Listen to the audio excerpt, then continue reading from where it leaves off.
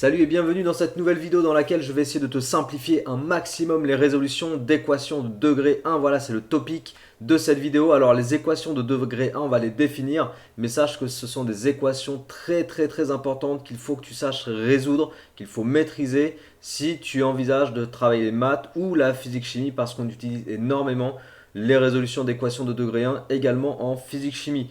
Bien sûr, dans cette équation, nous ne parlerons pas des équations de degré 2 ni des inéquations. On va vraiment se focaliser sur les équations de degré 1. Je vais te donner les règles et le vocabulaire à connaître. On va en résoudre une ensemble pour que tu puisses voir dans un exemple vraiment concrètement ce qu'il faut faire. Et dans une autre vidéo, je te résous plein d'équations de degré 1 pour que tu puisses répéter les automatismes et vraiment comprendre comment on procède et savoir faire par toi-même. Voilà, c'est parti. On démarre tout de suite. Alors pourquoi degré 1 et pourquoi équation? Si tu veux, il y a trois mots importants parce qu'il y a également le mot résoudre. Résoudre, c'est chercher une inconnue. Chercher une inconnue. Ça, c'est quand on veut résoudre. C'est ce qu'on cherche à faire quelque part. On cherche à déterminer la valeur d'une inconnue. Une équation, ça va être une égalité dans laquelle il y a l'inconnu. Voilà. Façon simple de formuler et d'exprimer ce que représente chacun des termes. Et pourquoi degré 1? Qu'est-ce que ça signifie degré 1? Degré 1, ça veut dire que l'inconnu que tu cherches, est à la puissance 1. Et c'est très important à mon sens. C'est très important quand on cherche à comprendre une notion, de comprendre déjà le vocabulaire associé à cette notion. C'est essentiel, et en particulier en maths, mais dans tous les domaines en fait, dans tous les domaines liés à l'apprentissage. Mais en particulier en maths, il y a vraiment besoin et nécessité de connaître les définitions, de connaître le vocabulaire associé à chaque notion. C'est pour ça que je commence cette vidéo synthèse explicative en te décrivant toutes les notions, tous les mots en fait qu'on rencontre. Et on va aller un tout petit peu plus loin après avec le vocabulaire, tu vas voir. Donc l'inconnu, appelons-la x, donc soit x une quantité ou un nombre inconnu. Je vais mettre une quantité inconnue. Voilà. C'est la lettre habituellement employée pour désigner une quantité inconnue. Mais tu peux utiliser n'importe quelle lettre ou n'importe quel symbole. On est d'accord, tu pourrais l'appeler triangle en fait, ou carré, on s'en fout. Mais c'est vrai qu'habituellement, l'inconnu, on va la désigner par la lettre X pour commencer à appréhender ces notions de résolution. Prenons des exemples. Si je considère 2 fois x plus 5 égale 7. Je regarde, 2x plus 5 égale 7. 2 fois x, on dit 2x. D'ailleurs, on écrit même, pour la petite histoire, 2x directement. Donc visualise bien les deux écritures. Que tu écrives 2 fois x ou 2x en collant le 2 et le x, en maths, ça signifie la même chose. Ça veut dire 2 multiplié par x ou x multiplié par 2. Ok, donc on regarde 2x plus 5 égale 7. Est-ce que j'ai bien une égalité? Est-ce que j'ai bien une égalité? Oui, donc on a une égalité. Est-ce que j'ai bien une inconnue dans cette égalité? X, c'est une quantité que je ne connais pas, c'est une quantité inconnue. Est-ce que j'ai bien une égalité qui contient une quantité inconnue? Oui, donc c'est une équation. Donc ceci est une équation. Est-ce que l'inconnu est à la puissance 1? Oui. C'est-à-dire, est-ce que l'inconnu est uniquement à la puissance 1? C'est ça que j'entends par l'inconnu est à la puissance 1. En l'occurrence, est-ce qu'il y a du x au carré? X puissance 2? Non. Est-ce qu'il y a du x puissance 3? Non. Donc sur les histoires de puissance, bien sûr, je pars du principe que tu sais ce que c'est qu'une puissance. Et si tu n'es pas à l'aise sur les puissances, je te renvoie à ma vidéo synthèse explicative sur les puissances. J'essaierai de mettre le lien dessus de ma tête si je m'en souviens. Si je m'en souviens pas, dis-le moi dans les commentaires. Mais tu trouveras ça sur la même chaîne dans la playlist dédiée aux puissances. Voilà. Donc est-ce que l'inconnu est à la puissance 1? Oui, tout à fait. Donc on est bien avec une équation de degré 1 et on va la résoudre. C'est-à-dire qu'on va chercher à déterminer la valeur de x pour que 2 fois x plus 5 soit bien égal à 7. Donc je vais te montrer la méthode tout de suite derrière, mais je termine avec le vocabulaire. Puisqu'on a ici maintenant sous les yeux une équation, il y a une dernière chose à savoir, c'est que tout ce qui se situe à gauche du signe égal, ça s'appelle le membre de gauche. Et tout ce qui se situe à droite du signe égal, eh bien ça s'appelle le membre de droite. Alors, avant de faire la résolution à proprement parler de cette équation, donc ce sera l'équation sur laquelle je m'appuierai pour faire la résolution, pour te donner en fait la méthode de résolution. Avant de faire la résolution, je vais te redonner deux règles qu'il est impératif de connaître. Et je me souviens que ces règles, je les avais apprise soit en troisième, soit en seconde, je sais plus exactement, mais en tout cas, à partir du moment, je vais te dire, où j'ai appris ces règles, je les ai toujours eues en tête, et c'est pour ça qu'aujourd'hui, je suis capable de te les redonner, de te les repréciser au tableau, puisque pour moi, elles sont essentielles, et tellement essentielles qu'elles sont ancrées dans ma tête, je pense, à vie, voilà, sauf si un jour je devenais Alzheimer, complètement amnésique. Mais là, en l'occurrence, je ne le suis pas du tout. Donc, ces règles, elles sont bien en tête, bien dans ma tête, bien ancrées dans ma mémoire. Et c'est vraiment les règles que j'utilise lorsque je dois faire de la résolution d'équations. Que nous disent ces règles? Donc, je te conseille vraiment de les recopier, de prendre un petit instant pour les recopier sur une feuille, d'afficher ça au-dessus de ton bureau. Règle numéro 1, une équation est inchangée si on ajoute ou si on soustrait la même quantité aux deux membres de l'équation. C'est pour ça que je t'ai donné le vocabulaire associé là et que je t'ai dit que les membres, c'est ce qu'on retrouvait à gauche et à droite de l'égalité. Donc ça veut dire quoi? Ça veut dire que si tu ajoutes le même nombre des deux côtés, alors l'équation ne changera pas au sens, le x que tu as trouvé à la fin, ça sera le même dans tous les cas. Exemple, ou plutôt visualisation de ce que ça signifie. Voilà, 2x plus 5 égale 7. Ok, c'est mon équation de départ. Je peux décider d'ajouter. Alors après, on ajoute ou on soustrait des nombres de façon astucieuse qui nous font aller dans le sens où on va déterminer l'inconnu. Mais je pourrais très bien dire, ok, je vais ajouter 1 des deux côtés. Voilà, je vais ajouter la quantité 1 dans le membre de gauche et dans le membre de droite. Tu as vu, je te l'ai mis en blanc des deux côtés, comme ça tu visualises bien que je fais la même chose des deux côtés. À gauche, j'aurai 2x plus 6, parce que 5 plus 1 égale 6. À droite, j'aurai 7 plus 1, 8. Donc l'équation 2x plus 6 égale 8, elle est identique que l'équation 2x plus 5 égale 7, au sens où, parce que bien sûr les valeurs, les quantités qui sont dedans ne sont pas les mêmes. Là j'ai 5 et 7, là j'ai 6 et 8. Mais quand on dit l'équation reste inchangée, ça signifie que la solution de cette équation sera la même que la solution de cette équation. D'accord? C'est ça qu'on entend par l'équation est inchangée. Si on ajoute ou si on soustrait la même quantité aux deux membres. Donc j'aurais pu décider de partir, deuxième cas de figure, de 2x plus 5 égale 7 et de soustraire 1 ou n'importe quelle autre quantité des deux côtés. J'obtiendrai 2x, alors 5 moins 1 ça fait 4 et 7 moins 1 ça fait 6. Voilà, j'obtiendrai 2x plus 4 égale 6. De la même façon, la solution, donc la valeur de x telle que 2x plus 4 égale 6 est la même que la valeur de x telle que 2x plus 5 égale 7. Ces deux équations sont identiques du point de vue de la solution. Donc quand je pars de cette équation-là et que j'ajoute ou que je soustrais la même quantité aux deux membres, l'équation obtenue est inchangée du point de vue de la solution. C'est bon?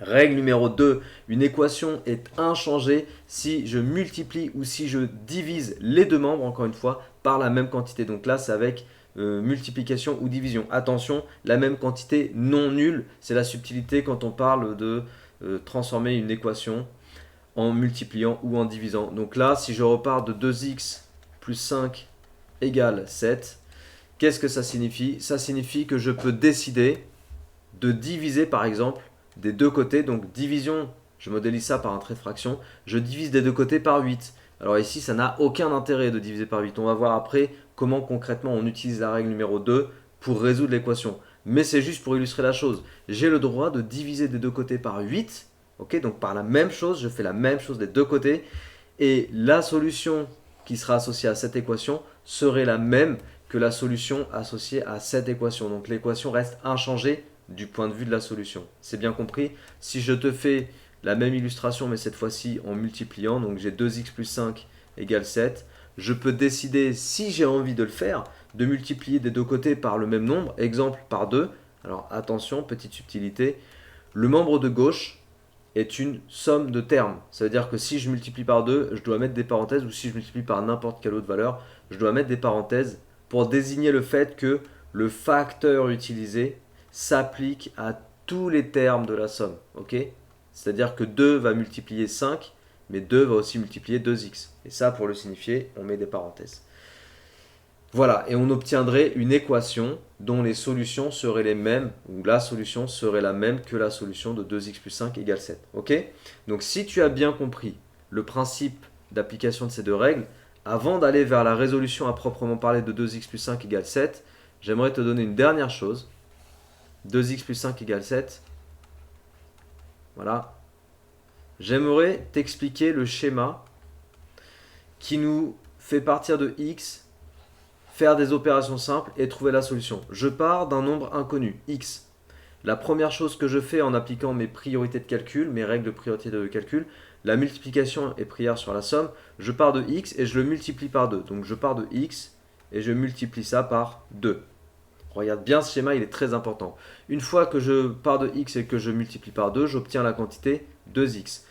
Avec la quantité 2x, j'ajoute 5. J'ajoute 5, donc je fais plus 5. Et j'obtiens 2x plus 5. Et 2x plus 5, à quoi c'est égal? C'est égal à 7. Donc 2x plus 5, c'est 7. Ok? C'est 7. Hop, petite accolade. Voilà, ça, c'est égal à 7. Si tu veux retrouver ta valeur de départ, donc là, en fait, c'est comme une résolution d'équation, mais sous forme de schéma. Et après, on va la faire de façon formelle en appliquant les règles numéro 1 et règle numéro 2. Mais d'abord, j'avais besoin de te montrer le schéma. Eh bien, je vais partir de ma valeur finale, donc de 7, de ce sur quoi je tombe quand j'applique 2 fois x plus 5, je tombe sur 7. Je pars de 7 et je vais faire toutes les opérations inverses. C'est-à-dire que je pars de 7 et au lieu d'ajouter 5, c'est quoi l'inverse d'ajouter 5? C'est quoi l'opération contraire? Eh bien, c'est de soustraire 5. Quand je soustrais 5, donc 7 moins 5, je tombe sur quoi? Je tombe sur 2. Donc j'écris égale 2. Hop. Ensuite, je suis là, je suis au niveau de la valeur 2. Eh bien, je vais faire l'opération contraire d'une multiplication par 2. Et c'est quoi le contraire, entre guillemets, de multiplier par 2? Eh bien, le contraire, c'est de diviser par 2. Ok? Et 2 divisé par 2, ça fait 1. Eh bien, le nombre dont je suis parti, l'inconnu en fait que je recherche, c'est x égale 1. Voilà, on a x égale 1, c'est ma solution. Solution de l'équation. Bon, maintenant que je te l'ai expliqué avec un schéma et qu'on a vu ensemble les règles et qu'on a expliqué tout le vocabulaire associé aux équations, je te propose de traiter l'exemple 2x plus 5 égale 7 et d'en faire la résolution exactement comme on va attendre que tu saches le faire si par exemple tu es sur un niveau seconde, ok? Et bien sûr première et bien sûr terminale et n'importe quel autre niveau où tu seras amené à résoudre des équations de ce style-là. Mais vraiment c'est en seconde qu'on va vérifier que tu sais faire ce genre de résolution d'équation. Donc on la résout tout de suite, 2x plus 5 égale 7, c'est parti. Mais cette fois-ci, non pas de façon schématisée, mais de façon résolution directe en appliquant mes règles. Donc 2x plus 5 égale 7. Ce qu'on fait en fait, c'est que petit à petit, on va isoler x tout seul. Ok, on va le faire se retrouver tout seul, 1 fois x, sous la forme 1 fois x, dans l'un des deux membres, soit le membre de gauche, soit le membre de droite. Bon, comme les x sont déjà positionnés globalement dans le membre de gauche, je vais les isoler dans le membre de gauche. Pour les isoler, la première chose, c'est qu'il faut que je les isole du plus 5. Isoler au sens, il faut que je me débarrasse du plus 5. Donc qu'est-ce que je fais pour me débarrasser du plus 5? Eh bien je soustrais 5 des deux côtés. Et là j'applique la règle numéro 1. Souviens-toi d'une chose, c'est que quand tu résous des équations, tu dois toujours te situer soit dans l'utilisation de la règle numéro 1, soit dans l'utilisation de la règle numéro 2. Il n'y a pas d'autre règle. D'accord? Passer de l'autre côté, tous ces bazars-là, c'est pas des règles, ça n'existe pas. En tout cas, ça n'existe pas chez moi et c'est pas du tout comme ça que je vais t'expliquer les choses. Je te le dis en deux mots pourquoi je t'expliquerai pas les choses en te disant je passe 5 de l'autre côté. J'accompagne des centaines d'élèves habituellement. Tu sais, j'ai une chaîne principale qui s'appelle Benjamin Connaissance et sur cette chaîne, je te parle de beaucoup de choses en lien avec les maths et la physique-chimie, niveau première et niveau terminal. Et sur tous les élèves que j'accompagne depuis des paquets d'années maintenant, ça fait très très longtemps que je fais ça, tu peux aller voir sur mon site internet si tu es intéressé, tu as un peu le détail de tout l'historique de ce que je propose en termes de prestations. En fait, tout ce que j'ai constaté sur toutes les années où j'ai coaché les élèves, c'est qu'il y a énormément d'erreurs et d'incompréhensions chez les élèves, notamment liées au fait de ne pas savoir les règles, l'application des règles numéro 1 et numéro 2 que je te donnais pour résoudre des équations. Si tu savais le nombre d'élèves qui galèrent rien qu'en physique-chimie, en terminale par exemple, juste parce qu'ils ne savent pas résoudre des équations de degré 1 comme je te fais ici, c'est juste incroyable. Donc franchement, et souvent leur difficulté, elle vient du fait qu'on a des mauvaises façons d'apprendre, notamment ces histoires de je passe de l'autre côté, ça change le signe, je sais pas quoi. En fait, tous ces trucs génèrent énormément d'erreurs et de confusion dans la tête d'élèves. Donc si tu ne veux pas avoir des confusions dans ta tête, je te conseille fortement d'appliquer ce que je t'explique ici dans cette vidéo. Elle est un peu longue, mais vraiment, je mets tellement tout à plat que je pense qu'à la fin de cette vidéo, si tu ne sais pas résoudre des équations de degré 1, eh ben, faudra que tu ailles voir la vidéo où je vais te montrer des dizaines d'exemples traités en vidéo pour que tu puisses t'entraîner et développer tes automatismes. Ok? Donc ici, en fait, je suis sur 2x plus 5 égale 7 et j'ai fait la même chose des deux côtés. C'est pour ça que je te le mets en blanc avec un code couleur. J'ai soustrait 5 des deux côtés. Pourquoi? Parce que tout simplement, 5 moins 5, ça va dégager. Et comme ça, je me retrouve dans le membre de gauche avec 2x. Dans le membre de droite, 7 moins 5, ça fait 2. Donc quel est l'intérêt d'avoir soustrait 5 des deux côtés à l'étape d'avant? L'intérêt, c'est d'avoir isolé un tout petit peu plus x. Mais j'y suis pas encore parce que j'ai pas x tout seul, j'ai 2 fois x. Donc je vais les réécrire pour bien le voir. J'ai 2 fois x égale 2. On est d'accord? On est d'accord. 2 fois x égale 2. Et moi, ce qui m'intéresse, c'est d'isoler x. Encore une fois, je te le répète, c'est d'isoler x en appliquant soit la règle numéro 1, soit la règle numéro 2. Et donc là, en l'occurrence, c'est la règle numéro 2 que je vais appliquer tout simplement parce que j'ai 2 fois x et que je veux me débarrasser de ce facteur de je veux m'en débarrasser. Il faut qu'il dégage pour me retrouver uniquement avec x. Pour que ce facteur 2 dégage, la chose à faire, c'est d'appliquer l'opération contraire. C'est pour ça que je t'ai expliqué le petit schéma ici. Tu as vu le moins 5 qu'on a fait, c'est quoi? C'est la première opération inverse qu'on a fait. Tu vois, le petit schéma, il est bien parce qu'il est visuel. Donc la première opération inverse, tu la retrouves ici. Et la deuxième opération inverse, qu'est-ce que c'était? C'était de diviser par 2. Pourquoi? Eh bien, on divisait par 2 pour venir compenser la multiplication par 2 qu'on a ici. Voilà, le x2 ici, je vais venir, entre guillemets, le compenser ou l'annuler, mais c'est vraiment avec des guillemets, m'en débarrasser en fait en divisant par 2, en appliquant l'opération contraire, parce que 2 divisé par 2, ça fait 1, voilà. Mais si je divise par 2 à gauche, je dois diviser par 2 à droite, parce que, règle numéro 2, tu dois multiplier ou diviser par le même nombre des deux côtés, les deux membres de ton équation. Ok? Donc je divise par 2 dans le membre de gauche, 2 divisé par 2, ça fait 1. Il me reste donc juste 1x, ok? Parce que j'ai 1 fois x sur 1. Donc 1x. Donc j'ai x. Bingo. J'ai x isolé tout seul à gauche. Et à droite, 2 divisé par 2, ça fait 1. Voilà. Donc on a la solution de notre équation. On l'encadre joliment. Et on écrit, dernière chose pour terminer cette vidéo, on écrit toujours l'ensemble des solutions. L'ensemble des solutions, on le note S. On met des accolades et on écrit là où les solutions. Dernière chose, toute dernière chose cette fois-ci maintenant, pour conclure cette vidéo, non, avant-dernière chose.